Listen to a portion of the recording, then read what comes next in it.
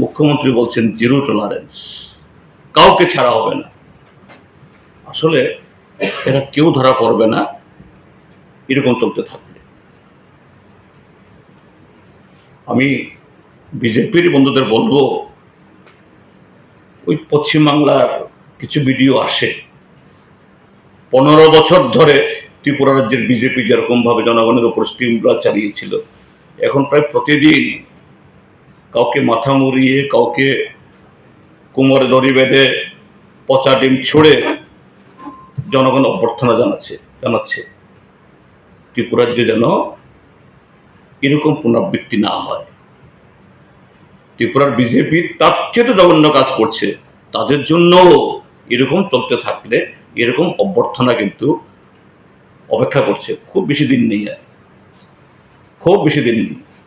তারা সাবধান হন সেদিক থেকে।